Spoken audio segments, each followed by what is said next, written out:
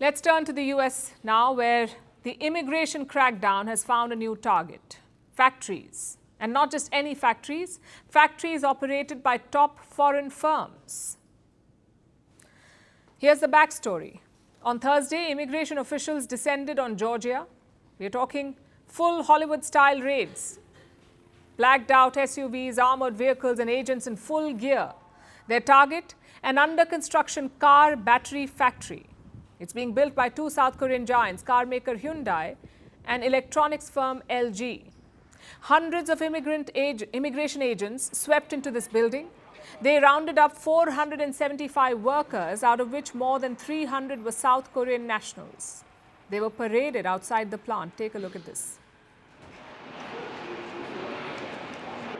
Keep coming this way, please. Dale,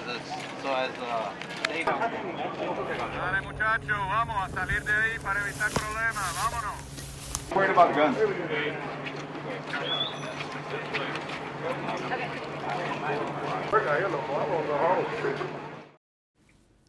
The operation was led by ICE, that's the US Immigration and Customs Enforcement, basically America's border agency. Trump has empowered them in recent months. ICE has been conducting massive raids across the country. However, this one stands out. For starters, it is the biggest one yet. Hundreds of ICE agents were deployed in Georgia, plus 475 people were rounded up. In terms of scale, this was the biggest raid yet. Secondly, it targeted a new demographic. Until now, ICE rounded up Mexicans and Central Americans. This time, they rounded up South Koreans, citizens of a very important ally. So naturally, there was a bigger fallout. South Korea has criticized the ICE crackdown. They conveyed their concern and regret. In Seoul, we also conveyed our concerns and regret through the U.S. Embassy today, urging special attention to ensure that the legitimate rights and interests of our citizens are not violated. The economic activities of our companies investing in the United States and the interests of our citizens must not be unduly violated during the course of U.S. law enforcement. But the U.S. is not de-escalating. Donald Trump has weighed in on the raid. He says ICE was only doing its job and that the rounded up Korean workers were illegal. And I would say that they were illegal aliens and ICE was just doing its job. But I know nothing about the instance. It happened a little while ago. And we had, as I understand it, a lot of illegal aliens, some not the best of people. But we had a lot of illegal aliens working there. So, you know, look, they're doing their job. That's what they have to do. These are people that came through with Biden.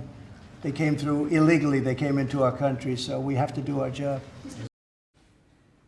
So what is the truth? Were all 475 workers illegal? It's not clear yet. Some of them were employees of LG. Others were hired by contractors and subcontractors. Some had indeed entered America illegally, while others had overstayed their welcome, basically came in legally but refused to leave. A couple of workers say that they have visa waivers, that they can legally work in America for 90 days.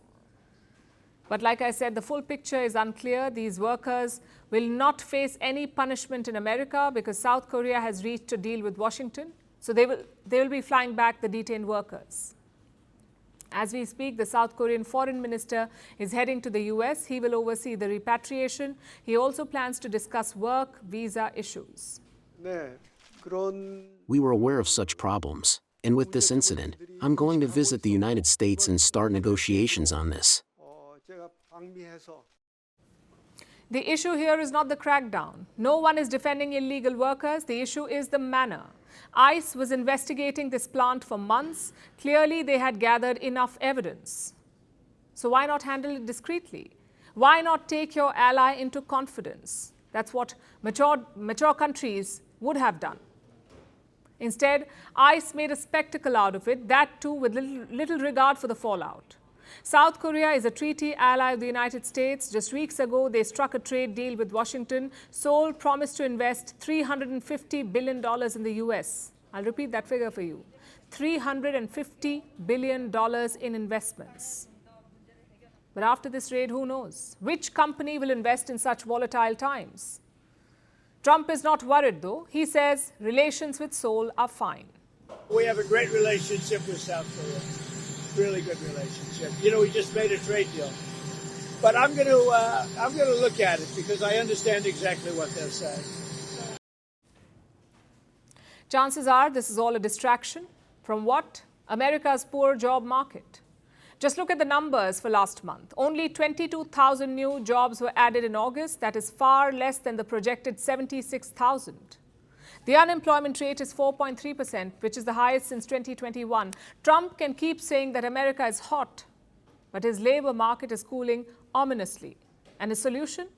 As always, it could be taxes. A Republican senator is pushing a new bill in Congress. It proposes a 25% tax on foreign hires, 25%. Say you hire 50 foreign workers in your company and you pay them $100,000 in total. This bill will slap a 25% tax on those payments. In this case, $25,000. That will be the tax. The idea is to discourage companies from hiring foreign workers. But here's the problem. Americans cannot do all jobs. They may not have the skill to do certain things or maybe even the interest. Taxes and raids will not fix the problem. They can only hide it. Firstpost now available in 9 languages on YouTube. English, Stands at $36 trillion. French, Le FMI, comme German, Geschäftsführenden Direktor, Hindi, $30 trillion ka-charge mo. Indonesian, Pemerintah tanpa pemeriksaan. Italian, Skali radikali. Japanese, $1 trilhão idioma. Portuguese, Por causa do próprio balanço patrimonial. Spanish. Beautiful bill. Go to Settings, click on Audio Track and select a language of your choice. Be the first to know what's happening around you in your first language. Firstpost.